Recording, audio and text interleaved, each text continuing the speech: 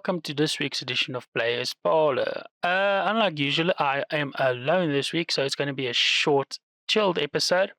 And I thought this week we'd do something a bit different than I usually do, which is just indie games. We're going to be doing Diablo 2 Resurrected. The reasoning is basically because I know this game quite well, and we're only going to be doing most of Act 1. It's only going to be an hour of playthrough, and we'll, as usual, just discuss how the game is, how it works, everything about it, and the history of Diablo 2 and why it has had such a deep cultural impact on the whole of the gaming world. Because even if you've never played Diablo or any of the other constituents in it, there's a very big chance that the games that you have played have been heavily influenced by it, either in their game mechanics or the story themselves. And as you can see, I'm choosing a sorceress today. I already have a barbarian, so if you are there, you can create your character now. Just press play and do all the fun things that you would normally do, of course. Diablo 2 is an interesting game. I was quite young when I first played it, and back then graphics were really bad as well. Like, you couldn't really tell what things were. There is a button to do that, of course. And if this is your first time playing the game, I do suggest talking to everyone. You can also see that there's like a gossip-ish option that you can choose. It's an interesting thing because the world of Diablo is actually quite expansive and deep. You'll see as we go along that almost every single character has something to say to you and do to you. And it's something that I've actually found in Diablo 3 and 4. Not every character has actual dialogue that you can read and live through to create the world deeper. But as I said earlier, the game released in very early 2000s, not long after Diablo 1, and Diablo 1 was a very different game than the other ones. Diablo 1 was only in one place. It was here in Tristram, of course, where we are now. And it is genuinely the only part of the game. There is no massive areas that you go and search for. There are no deep dungeons, there are no deep caves, and that's where Diablo 2 came out. And now Diablo 1 was a very popular game in certain circles, but just as many people weren't aware of it at all. And it's something that I think a lot of people now forget about. But Diablo 1 wasn't as widespread as Diablo 2. I mean, Diablo 1, unless Blizzard actually released the game now early, I think they might have a small remaster somewhere along the line, or made a way to play it. The game is actually very difficult to find, and it's very difficult to play. I've watched a few streamers play it, and to say that they did not have a good time is a small understatement. So, as you can see, the game starts very early, and you'll notice that most of the time I'm not playing with both hands because I've played Diablo 2 enough times now to not really need it. There's very little high action impact states at the start of the game for me to really worry about. And this might be the same for you as well, as you'll find that the game is very different from Diablo 2 and 3 and 4 that you might be aware of, might be used to. Because Diablo 3 has a very deep story to it, and it's got a lot of characters to it. It's got fantastic graphics. This game also has fantastic graphics for the time. The story and everything was very, very unique. And the opening cinematics and the closing cinematics and the cinematics between acts, especially, are quite well known. Like, I've met many people that have never played the games, but they've actually watched the cinematics of this game. And it's very important to know that because it's kind of where Blizzard really started to shine. It's like, oh, they're the guys with the amazing graphics, and everything else gonna push your computer to the extreme. Because, as I said, Act 1 doesn't really get very intense, but here by Act 2 and 3, there's almost as many characters on screen as there are in Diablo 3 at times. And the things are moving just as fast and they're just as intense. So you really need to know what you're doing and where you are where you are going and where everything is, where you are in the map is important as well, because I'm currently playing sorcerer and barbarian are kind of like the two that I enjoy the most. Many times you'll actually find that they play the easiest, because at the end of the day you can strategize all you want, but with a barbarian all you need to do is hit as hard and as often as possible. That's basically it. You can use different chants and different shouts, and yes, they will greatly increase your strength, but most of the time you don't really need to worry about anything else.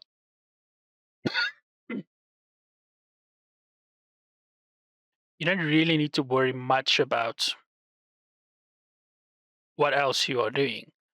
Unlike with the sorceress, and I'd say the sorceress isn't as technical. She can be very technical. You do need to choose like a line that you're gonna go down now. You see, right now you'll actually see that it says I have not learned the skill yet, but I've been granted the skill by an item, right? So you can see that the short staff that I have grants 1 to Fireball. So that's where I'm getting that from, right? Now, as you see here in the bottom skill tree, there's lightning spells, cold spells, and fire spells, and this is basically you need to decide now what to do. Most people I know choose fire spells. I prefer ice spells because they're just more fun for me. Yeah, it's basically all I can say. And what you can do is what makes a sorcerer so much fun is you can make both of her attacks basically. Both of her attacks, like right click and left click, can be fire spells. Something that's not always possible with all of the other characters, because take for example the paladin. You always need to have almost like basic attack set up for your right click. Otherwise, you're gonna get to a point where you're gonna get overwhelmed by almost everything around you. And what's important to remember is, see, that starts happening, right? So that's why I usually have one of these, just so I can press 4, and there we go. Okay, so now that I've rambled a bit into into the start of the podcast episode, and we can actually start looking at the game itself. So on your left would be your health, and on your right would be your mana, or if you are playing a barbarian, you would have fury and a few other things. I think paladin has something different there as well. I can't quite remember, but most characters have mana, and mana is what drives all of your stuff. It's basically every single skill that you can use uses some amount of mana, and you'll also find that on the necromancer specifically, some of these beasts take up a portion of his mana. So if you have a skeleton that needs 10 mana, you're going to have 10 mana less automatically. It'll show you how much mana is being used, fortunately. So that is something that you need to be careful of. It's why the necromancer is considered to be one of the more advanced beasts to fight, since he does require you to know quite a bit of the game already. As you can see, there we go. Okay, so that's basically health and mana, right? If you click here on this is where your basic skills is. Most people just put attack there because that's all you need. Like with the barbarian, your basic attack basic is what you use for most of the game, and then you can put your skills here as well. And right now, we quickly need to return to the town and we're going to use a town portal for that. So scroll of town portal, right click it, and there we go. Easy as 1, 2, 3. And while we're there, we are going to talk to. I think we don't have anything that's unidentified. Oh, we've got one thing. So only at the start of the game, you need to use a scroll of identification. That's the red ones to identify items that are rare. Obviously, a buckler is not going to mean anything for us, so we can come and talk to Akara. Trade, just boom, sell it like that. can press shift. Oh, wrong button. I can't remember the button to sell quickly. It's fine. We shall persevere. And something that I've always found interesting about about Diablo 1 specific, Diablo 2 specifically, is items don't stack the same way they do as in other games. Like in Diablo 1, no, Diablo 3, if I remember right, we can basically have about 20 of these potions with us at all times because things genuinely stack and they become more and more easier to manage. Where here in this game specifically, that doesn't quite happen. In fact, most of the time we're gonna be having to sort out all the items straight down. Okay, this is another thing that I always recommend doing as well. If you're playing a sorcerer, you need to get a belt as fast as possible. Normally, I wouldn't say don't buy anything because you're gonna pick up everything that you need throughout the gameplay and everything else. Unfortunately, sorceress is she's not weak, but she is pudgy. I want to say not pudgy, but almost easy to defeat.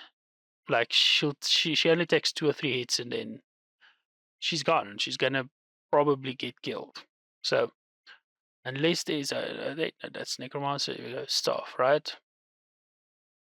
And you need to be sure that what you are using and how you are fighting is actually properly what you want to do. Because the sorceress is, as I said, very complicated, and as you can tell, I'm trying to read and talk here at the same time.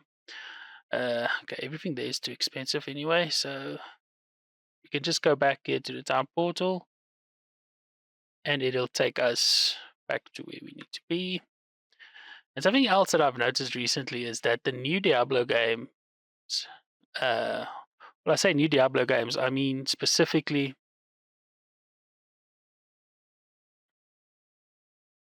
Diablo 4 does not have the same kind of town portal system that we have here. One of the important things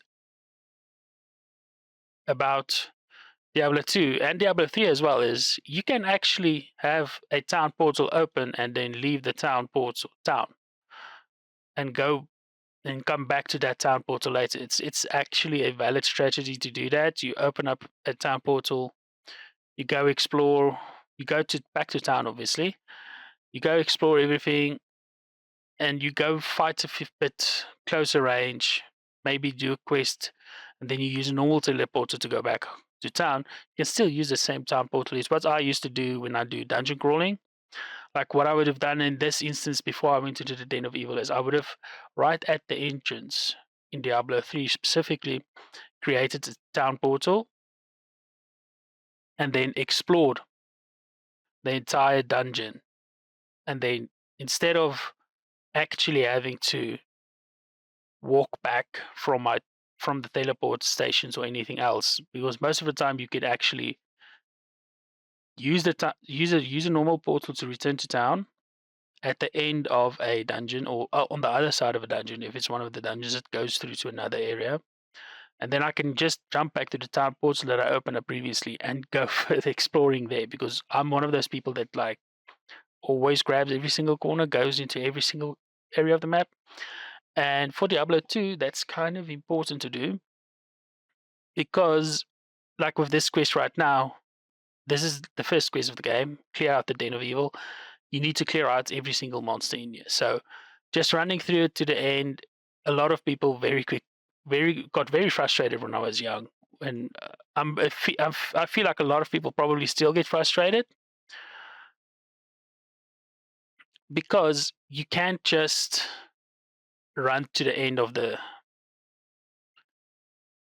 you cannot just run to the end of the map and think, oh, that's it. That's I'm done. I've explored the entire cave, so that must be the end of the quest. Now, the quest is specifically you must clear it out, which means you need to kill every single monster. And I can tell you, I've spent nights at a time walking through this place. looking for that last enemy that I defeated that's just not appearing. See, this is kind of why I say the sorceress is kind of difficult to play for, especially for beginners, because she doesn't really have enough mana to become effective for a long while.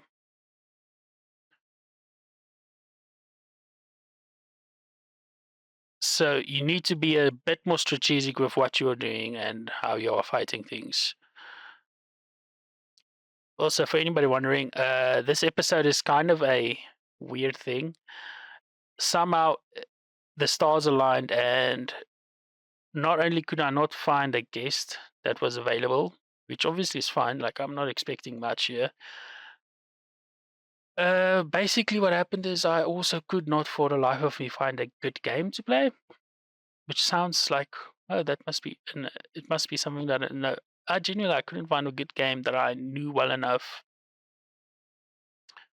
to play with ease. And this is one of those things, right, that I always forget about Diablo 3 is we don't have the QWERTY buttons. So in Diablo 4 and 3, you can use Q, W, E, and R for 4 quick skills. And I always forget that in the Diablo 2 you can't. So you're kind of stuck. So as you see, I'm starting to move more into firebolts. And I need to do this as well. That was the wrong button. But basically what it comes down to is I need to start using only one attack. I can't dual wield fire anymore, specifically only because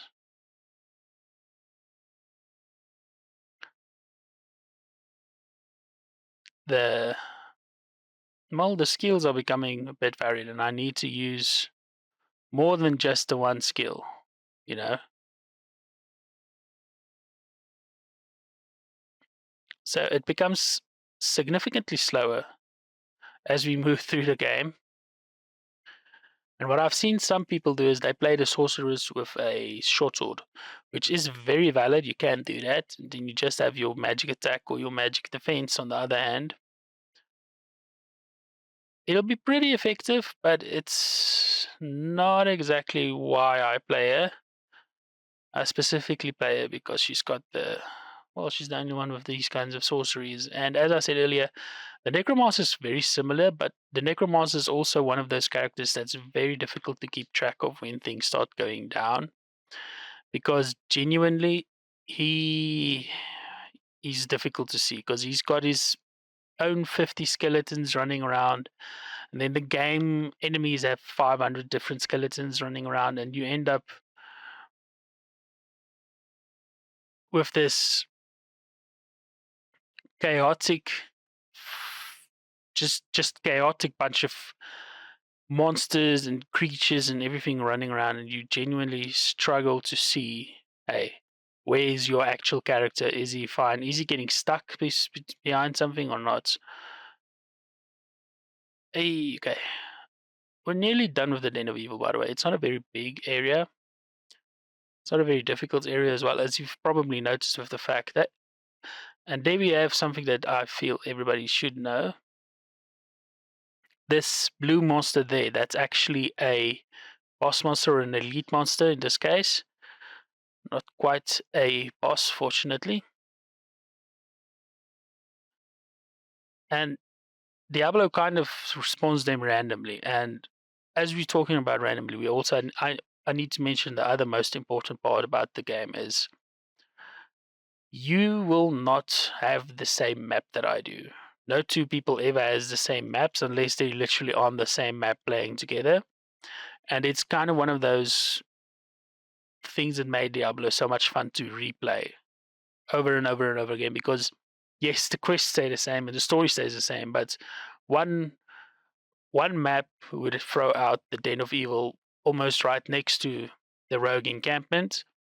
The next time you play with a different character, which could be anything that you want, the Den of Evil is literally spat out on the other side of what feels like the other side of the world, and it takes you about 2 hours to actually find it. Obviously, 2 hours is a bit extreme, But I was young when I last played it, so I was not the fastest player. And of course, there we go. See, as you can see, we're getting quite fully equipped now, and you can actually see that my character is wearing some of the armor and some of it's not. Like she's wearing the helmet, which I always find the weirdest part to wear. This is like probably the one part I don't really care about.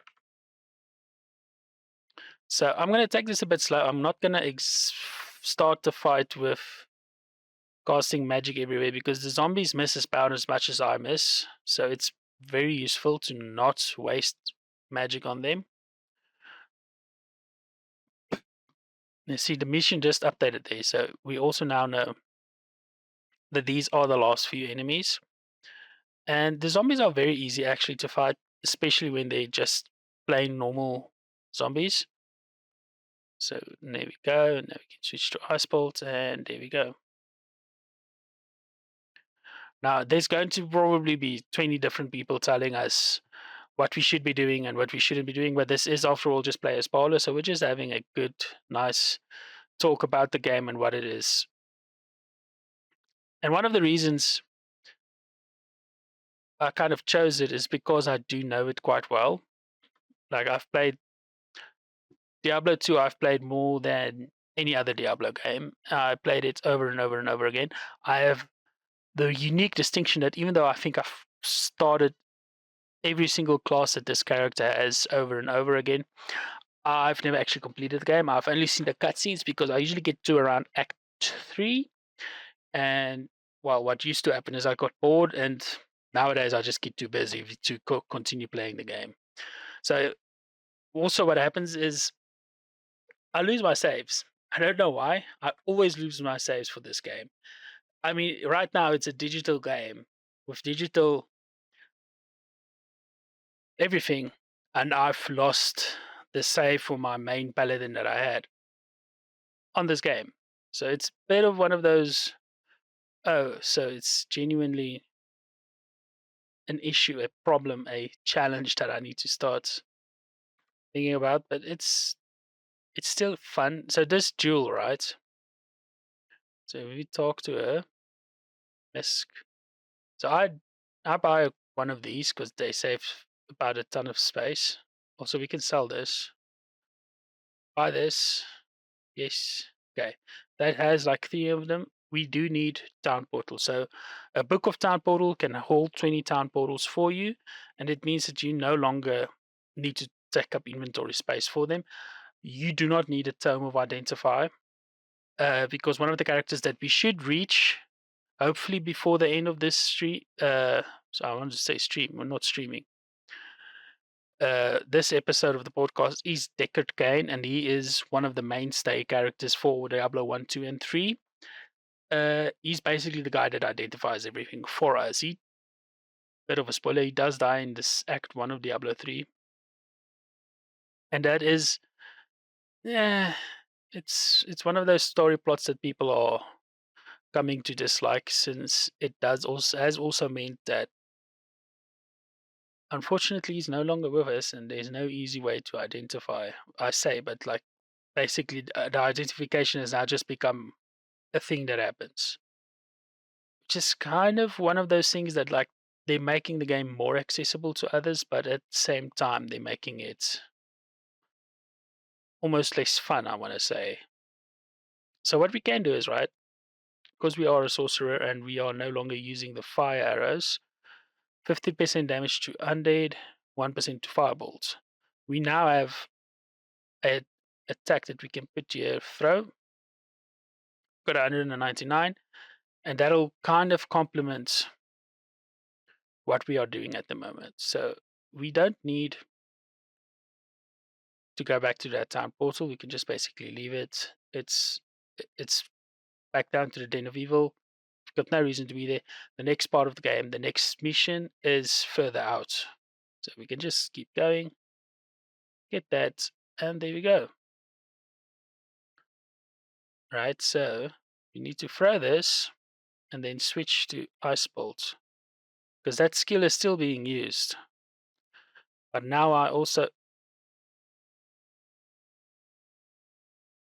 see Okay, we've got a ranged attack. It's not the best, but it does mean we don't need to rely on our mana at the moment, which is, as I said, it's not quite yet where I need it to be. It's quite low, I'd say. Actually, we need to get it significantly higher for the sorceress to become effective enough to become basically a monster, because she does become insanely strong. You just need to get all the right equipment for her, and of course get enough mana. That's why you keep seeing me upgrading and increasing her mana, even though I know there's like other stuff that I need. Like, one of the issues that a lot of people run into with the sorceress is they forget to upgrade her strength and her dexterity, because they think, oh, she's a sorcerer, she doesn't need that. When unfortunately she actually does, because around, I'd say, level 10, a lot of people hit the wall where they aren't able to actually equip any more armors and stuff, specifically because they never upgrade them. They never upgrade their dexterity and their strength. So even if you're a sorceress, by the time you reach level 10 and 20, like higher levels, you need about 20 to 25 strength to actually equip everything. And I'm thinking my levels are way off here, might be much higher, but I do remember running into that constantly when I was playing, just completely being flummoxed by the fact that, oh, I'm a sorceress, but I don't have the strength to wear any new armor, which of course causes just a cascading set of problems, because by that point it's very difficult to level up, because that's one of the things about this game that's very frustrating to many. You're not going to level up in the same way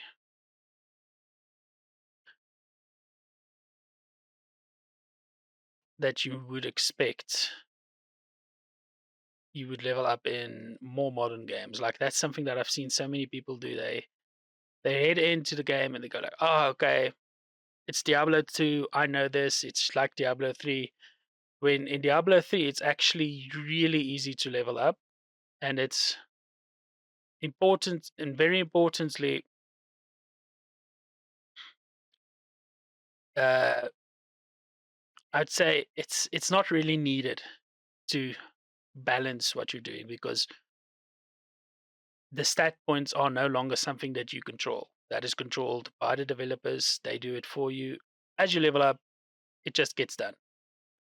It's an afterthought, which, one hand, fantastic. It means that more people can play the game. On the other hand, I think I probably would have liked to see what Diablo 3 looks like if with the option to actually upgrade my own stats,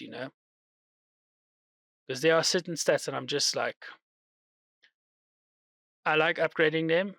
Like a demon hunter, I can imagine somebody would have done a demon hunter in Diablo 3 that's just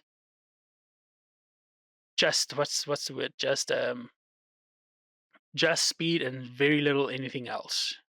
Like the necessary to get the right equipment. Okay, so I'm overburdened already. So, but I'm still going to be doing some things here. So right now I'm not in the quest area either. So I probably should have said this earlier. I'm just now exploring some of the areas around Tristram, basically, because I know where the next mission is and I know what we're going to do. We're going to go and fight in the cemetery and probably get one step closer to saving Deckard Cain. And I think saving Deckard Cain is like the third quest. I can't even remember any of them. Yeah, it's like the third quest or something. There we go.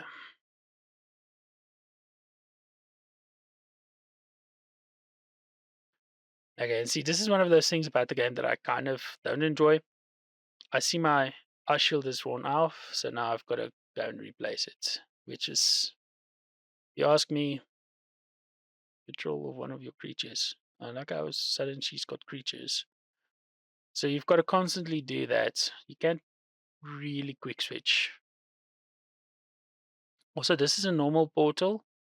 It'll take you to all the other portals in this act, and there's 5 acts. in Diablo 2 with the expansion, obviously, but Diablo 2 Resurrection comes with all 5 acts, so you don't really need to worry. Okay, so these are elites again out in the world, and as you'll see, as we kill her, we're about to get a bit more. There you go. See, a bit more than normal. Now, regeneration potions as well, I feel I have to say, is like this is your belt. These are your potions. I probably should have just talked about this earlier. The red ones are obviously health. The blue ones is your mana, right? The rejuvenation potion is for both. And I've never actually met someone that plays with them because the mana potion and the health potion far outstrips the amount of health that you get so much faster. So it's just easier to just balance them. As you can see, I'm doing really well with the throwing knives, and at one point I'm gonna have to go and get more throwing knives because they are limited. But as you can also see, I've been upgrading the amounts of mana that I have, and of course the actual uh blah, blah, blah, actual skill of ice bolt. So it's obviously gotten significantly stronger. So if you're wondering how you use the scrolls, you just right click on them, and it'll either let you identify something, or you can just quickly teleport back to town. Now, I don't think I have anything important at the moment. We've got this axe, I forgot about it, and a helmet. So I'll sell these. One to thief, that's necromancer weapon, so we don't need that. We don't need this. That's our staff. I'm not going to sell the staff because we might need it in the future unless we get a significantly better staff somewhere along here. So superior longsword, maximum damage, attack rating. It's very nice and I want it. But right now I feel we aren't quite ready yet to go attack full time. So there we go. Scrolls of identify. We identify that and we identify this. That's a pretty good helmet. We can keep this with us. I think we may, just for safety's sake. And as you can see, this is another thing that I forgot about. The potions get too much. So for the start of the game, what I recommend is just go to your stash, put a bunch of potions in here. It's not going to do any problems, right? Also to quick transfer, it's hold Control N, and that will quick transfer your items to your stash for you. And I think that's actually how you sell things as well. Yeah, there we go. Now we can go back to the cold plains, and I think we're going to do this case. We're going to complete it, and then we should be done for this episode of Players Parlor. It's a much more relaxed episode. If you are playing along, which I highly, really, really hope you do, you can basically complete Diablo 2 in honestly about 2 sessions if you really want to. It's not a very long game. It used to be a very long game, but modern games are just significantly longer and so much more complex. So it's something that you need to remember. And I wish this game was significantly longer than it was, but it's actually a very short game. And a lot of us that have played Diablo 2 since we were young quite often forget just how short the game actually is, since it is. So I just said something. There we go. Sorry, I just got a little bit distracted again. But yeah, it's not a very long game, and it's not a game meant to last you, I want to say, hours at a time. It is just it became popular because it was one of the earlier games that you could play online. Like there were servers online that you could join, and people could join you, and you could go and join people all over the world and just play in their world and do dungeon raids and set the difficulty really, really high. Like I can remember the first time we actually tried it. Also, I've just before I continue here, I've currently set it in the settings that when I press Alt, the items on the ground show up. Obviously, I've added mostly off for this time because I don't want to clutter the screen too much. but that is something that you can go and do, and the game will allow it. I think at default, it's if you hold Alt in, it'll show you the items. If you release Alt, it'll hide them. I don't really like that. I like to see the items at all times so that I know, especially when there's a lot of enemies that I'm fighting, where the items are that just dropped, because the items are the most important things. That's, like I said, it's one of the things that made Diablo 2 originally so popular with people, was the fact that you could play online with friends, and then because the item drop is random, it's truly random. Like, there's no two sets of items that are the same. Like, one guy can have a set of items and they will be completely and wildly different from a set of items that you've picked up with the same name, same area, same level, but the effects that they have will be wildly different. And it's something important to remember, because see, here we go already. So I'll come back to that train of thought about why it's important to remember that playing online was very important for Diablo 2. This is one of the problems that we have with the sorceress, and it's a problem that a lot of people get.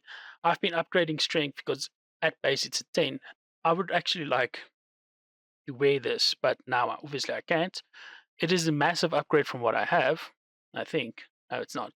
It's not even. It's not really an upgrade. Okay, so but no, it is slightly an upgrade, but I can't wear it. It's just that's just how it is. So that's something that you have to remember. If you're playing a character that has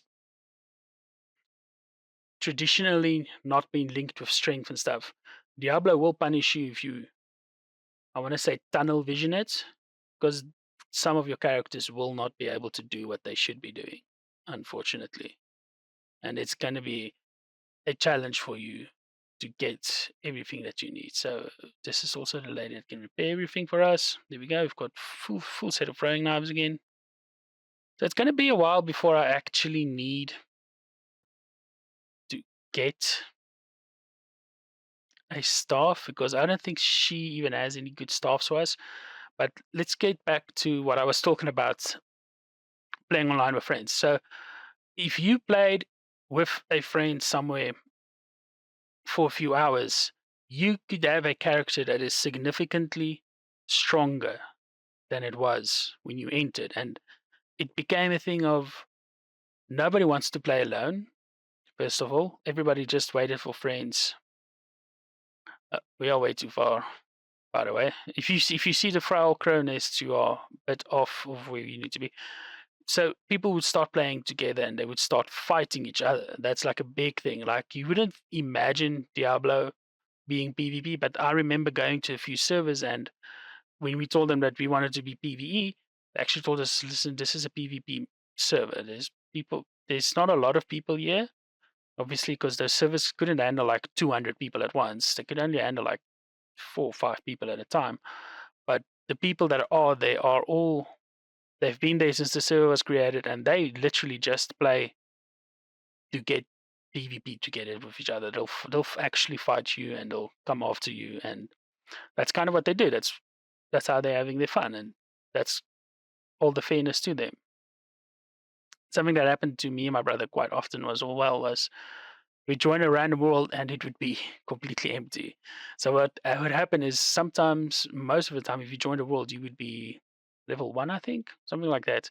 There was a reset mechanic, so that if you didn't have an online character, and you get your first online character when you join a server, you're gonna have a small problem of everybody else in that world will probably have completed the entire story, and now you've got a level 1 character running around in a world of PvP.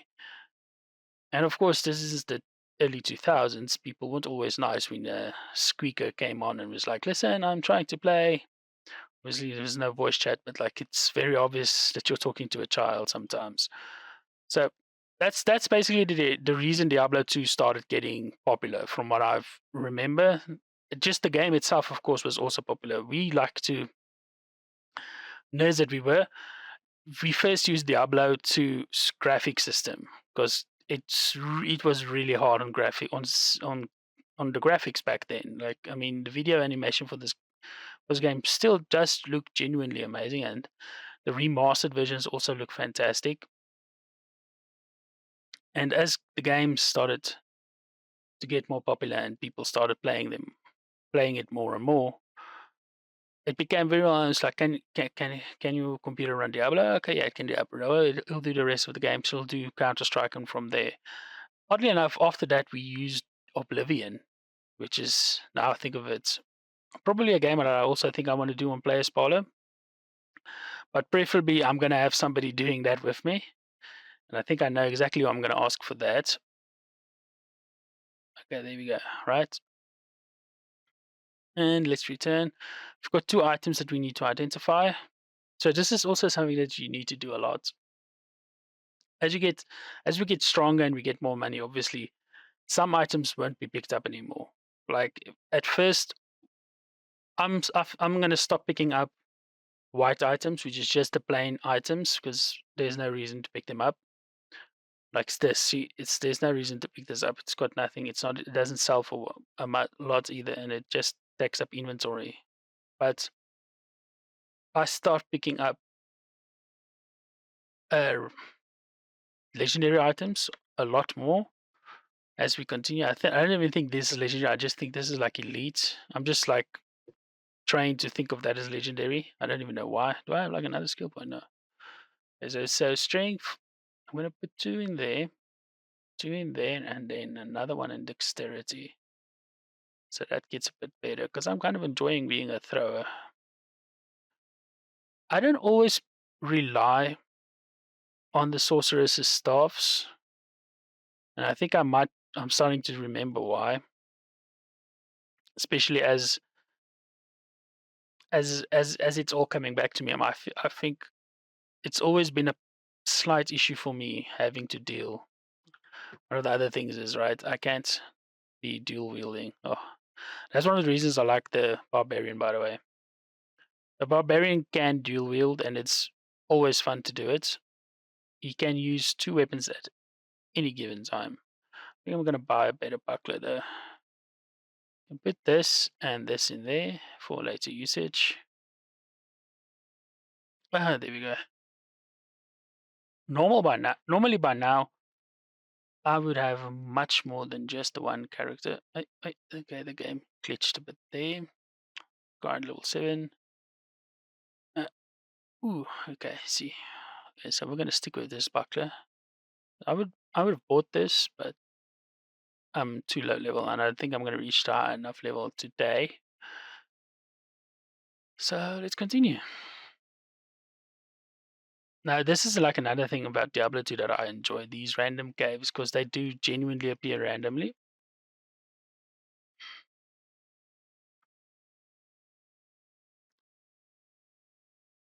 The worst enemy of any sorceress, of course, is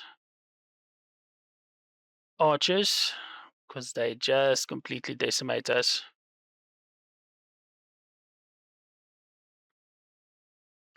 Let me just concentrate for a second here. Okay, there we go. Now I can throw everything that I have on her. There we go. Oh, I missed. There we go. Okay. Of course, these will just be sorted automatically, and those will get picked up. There we go. Now, this cave that I'm in is also randomly generated. Most areas will have a cave of some kind, but the interiors of them are completely randomly generated. Like, nobody knows what's in them until we go in, and that's kind of important for just the overall enjoyment of the game. You know, it creates some differences that makes it worthwhile to replay, which is a big thing about this game, and it's why Diablo 3 did so well, because Diablo 3 built on a lot of what this game has. And I feel it's something that Diablo 4 is kind of missing out in parts, because I'm trying to play it and I'm just not getting addicted. It's the first time that I've ever played a Diablo game where I went, it's not really fun, you know. So if you've been playing along, you should be around I think level 5 or 6. Let's just quickly check. Yeah, level 5. If you move a bit faster than I do, and if you're a bit more experienced, you should definitely be closer to level 7 or 8, actually. My barbarian, I think I spent like 10 minutes on it, and it's already level 5. So how you progress through the game and how you get skills. Let me just throw these two out because I'm lost in thought. Is going to be different than everybody else. Like, you can play with people and you can have fun, but one of the things that I've seen a lot of people not quite realize is that no two Diablo playthroughs are going to be the same, and Diablo 3 and 4 changed that for me. Like Diablo 3 and Diablo 4, as far as I can tell, most of the experiences are very similar to each other because it's all online. So not even the maps are randomized, it's all the same maps across the board, which is actually a downside for me. Like, I didn't realize that until I started playing the game, and now I'm like, oh, so this is it's Diablo 4 almost feels more like just a normal MMORPG, if I'm honest, without, some of the mainstays and a lot more story. There we go. Okay. And we're almost done. Let me just pick those up. And I think, yeah, I'm not going to get to the second quest today because I'm just taking a bit slower than I would normally do. We're almost done with the cave. Let's finish up the cave and then we can finish up the episode. This episode of Players Parlor. Next episode of Players Parlor, we've got quite a few things planned actually for different games. I've got a few guests lined up as well. It's just this specific episode of Players Parlor.